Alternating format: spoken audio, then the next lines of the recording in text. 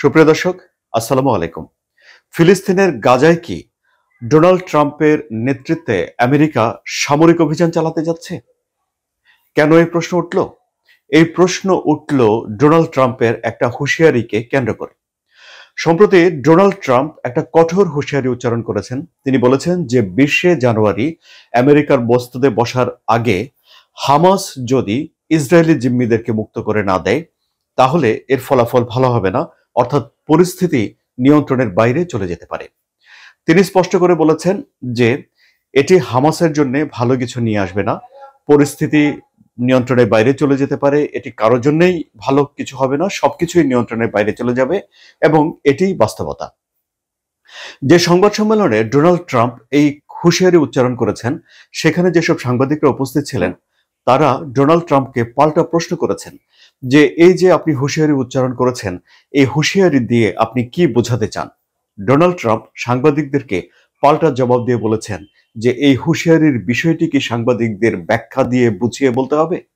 এখন পর্যবেক্ষকরা ডোনাল্ড ট্রাম্পের এই কথাটিকে নিয়ে তারা নানানভাবে বিশ্লেষণ করছেন এবং বিশ্লেষণ করে পর্যবেক্ষকদের অনেকেই বলছেন যে ডোনাল্ড ট্রাম্প হয়তো এই হুঁশিয়ারির মধ্য দিয়ে মধ্যপ্রাচ্যে সামরিক হস্তক্ষেপের বিষয়টিকেই সামনে নিয়ে আসতে চাচ্ছেন। আর তা যদি হয়, তাহলে পরিস্থিতি সত্যি সত্যি সবার নিয়ন্ত্রণের বাইরে চলে যেতে পারে বলেই বিশ্লেষকদের ধারণা। এর আগে জো বাইডেন প্রশাসন ব্যাপক পরিমাণে অস্ত্রশস্ত্র দিয়ে ইসরায়েলকে সহায়তা করেছে, কিন্তু আমেরিকা সরাসরি সেখানে সামরিক হস্তক্ষেপ করেনি। এখন জো বাইডেন প্রশাসনের তত্ত্বাবধানে ইসরায়েলে একটা শান্তি চুক্তি এবং যুদ্ধবিরতির আলাপ আলোচনা চলছে, কিন্তু হামাস এবং ইসরায়েল দুপক্ষের বলা যেতে পারে যে সার্বিক সহযোগিতার অভাবে কোনো পক্ষই যুদ্ধবিরতিতে পৌঁছাতে পারছে না।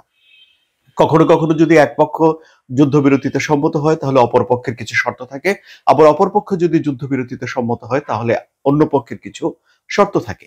কিন্তু যুদ্ধবিরতির এই যে আলাপ আলোচনা যে চলছে, এর অগ্রগতি সম্পর্কে অবশ্যই ডোনাল্ড ট্রাম্পকে সবসময় অবহিত করে রাখা হচ্ছে এবং ডোনাল্ড ট্রাম্প সেখানে তার একজন বিশেষ দূত নিয়োগ করে রেখেছেন। এই যে হুঁশিয়ারি মঙ্গলবার ডোনাল্ড ট্রাম্প উচ্চারণ করলেন, এটি কি আহ ইসরায়েলের জিম্মিদেরকে ছেড়ে দেওয়ার জন্য ট্রাম্পের প্রথম হুঁশিয়ারি উচ্চারণ? না, এর আগেও তিনি একবার বলেছিলেন 20শে জানুয়ারি তিনি যে আমেরিকার মসনদে বসবেন তার আগেই যেন ইসরায়েল এবং ফিলিস্তিনে একটা যুদ্ধবিরতির চুক্তিতে দুই দল পৌঁছায়, সে ব্যাপারে তিনি আগেই তাগিদ দিয়ে রেখেছিলেন। হামাস হলো ফিলিস্তিনের কাছে একটা স্বাধীনতাকামী সংগঠন, কিন্তু আমেরিকা ও ইসরায়েলের কাছে হামাস একটা সন্ত্রাসী সংগঠন। 2023 সালের 7 অক্টোবর হামাস অতর্কিতে ইসরায়েলে হামলা চালায় এবং 1200-র মতো ইসরায়েলি নাগরিককে হত্যা করে 250-রও বেশি মানুষকে জিম্মি করে নিয়ে যায়।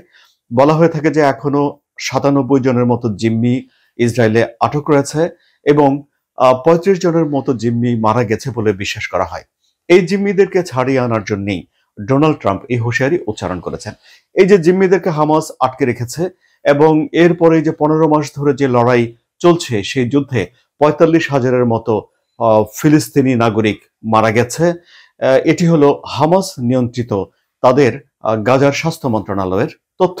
এই যে জিম্মিদেরকে হামাস আটকে রেখেছে, এর একটা প্রভাব অবশ্য ইসরায়েলের রাজনীতিতে পড়েছে। জিম্মিদের যারা আত্মীয় স্বজন এবং শুভাকাঙ্ক্ষী রয়েছে, তারা ইসরায়েলের প্রধানমন্ত্রী বেনিয়ামিন নেতানিয়াহুর উপরে ব্যাপক চাপ তৈরি করেছে যেন তাদেরকে মুক্ত করে আনা হয়। এমনকি তেল আবিবে বেশ কিছু প্রতিবাদ সভাও হয়েছে বেনিয়ামিন নেতানিয়াহুর বিরুদ্ধে এবং জনমত জরিপগুলোতে এটি প্রকাশ হয়েছে যে বেনিয়ামিন নেতানিয়াহু নেতা হিসেবে অনেক জনপ্রিয়তা হারিয়েছেন। এই যে ডোনাল্ড ট্রাম্প হুঁশিয়ারি উচ্চারণ করেছেন, এই হুঁশিয়ারি নিয়ে হামাস একটা প্রতিক্রিয়া দিয়েছে। হামাস বলেছে যে মার্কিন প্রেসিডেন্ট এলেক্ট ডোনাল্ড ট্রাম্পের আরো মার্জিত এবং কূটনৈতিক ভাষায় কথা বলা উচিত। এটি হামাসের একজন সিনিয়র লিডার বলেছেন। তিনি যুদ্ধবিরতি না হওয়ার জন্য ইসরায়েলকেই দায়ী করেছেন। যেটি আপনাদেরকে আগেই বলেছিলাম যে ইসরায়েল এবং হামাস দুই পক্ষ মধ্যস্থতাকারীদের অর্থাৎ কাতার, মিশর, যুক্তরাষ্ট্র সবাই মিলে যে সম্মিলিত উদ্যোগ নিচ্ছে, সেই উদ্যোগের মধ্যে গিয়েও তারা যুদ্ধবিরতির বিষয়ে এখনো পর্যন্ত একমত হতে পারছে না। তাহলে সত্যি সত্যি যদি 20 তারিখের আগে এখানে একটা যুদ্ধবিরতি না হয় বা জিম্মিদেরকে ছেড়ে দেওয়া না হয়, তাহলে ডোনাল্ড ট্রাম্প যে হুঁশিয়ারি উচ্চারণ করেছেন যে সবকিছুই নিয়ন্ত্রণের বাইরে চলে যেতে পারে, তাহলে সেই নিয়ন্ত্রণের বাইরে গেলে মধ্যপ্রাচ্য পরিস্থিতি কি হতে পারে? সুপ্রিয় দর্শক, আপনাদের কি মত কমেন্টে জানান। আর এই আলোচনা যদি ভালো লাগে তাহলে সাবস্ক্রাইব করে এই চ্যানেলটির সঙ্গে থাকুন। ধন্যবাদ সবাইকে।